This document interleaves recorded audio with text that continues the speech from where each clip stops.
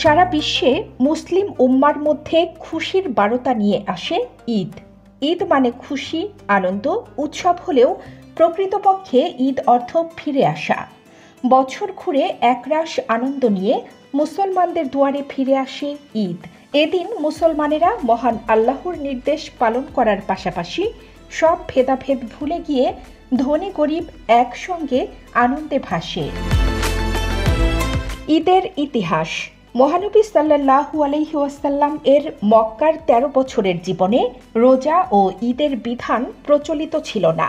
৬২২ খ্রিস্টাব্দে তিনি মহান আল্লাহর নির্দেশে মদিনায় হিজরত করেন। মদিনায় তার আগমনের আগে নওরোজ ও মেহেরজান নামক দুটি উৎসব প্রচলিত ছিল।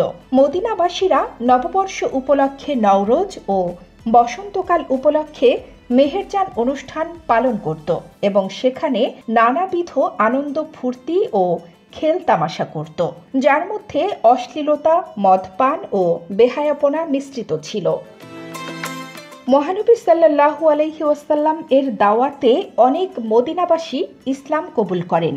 ইসলাম কবুলের কারণে তাদের জন্য নওরোজ ও মেহেরজান নিষিদ্ধ হয়ে যায়। তারা মহানবী সাল্লাল্লাহু আলাইহি ওয়াসাল্লামের কাছে এমন উৎসব কামনা করেন যেখানে বৈধভাবে উৎসব করা যায়। এরই মধ্যে ২টি বছরও কেটে যায় এবং ৬২৪ খ্রিস্টাব্দে রমজানের রোজা ফরজ হয়।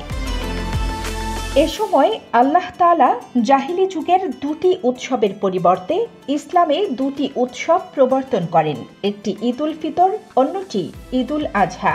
এই দুই উৎসবে মুসলমানরা পারস্পরিক ভালোবাসা, ভ্রাতৃত্ব, প্রীতি ও সৌহার্দ্যের অনুপম দৃষ্টান্ত উপস্থাপন করে, ভুলে যায় সব ভেদাভেদ। আল্লাহ উম্মতে মুহাম্মাদিকে এমন দুটি বরকতময় উৎসব উপহার দিয়েছেন যা অতীতের কোনো উম্মতকে দেননি। ঈদুল ফিতরের তাৎপর্য। আরবি ফিতর অর্থ উপবাস ভঙ্গ করা, তাই ঈদুল ফিতর অর্থ উপবাস ভঙ্গের আনন্দ। যেহেতু দীর্ঘ ১ মাস সিয়াম সাধনার পর রোজাদার দিনের বেলায় আহার গ্রহণ করে স্বাভাবিক অবস্থায় ফিরে আসে এবং বিভিন্নভাবে আনন্দ প্রকাশ করে, তাই এর নাম ঈদুল ফিতর।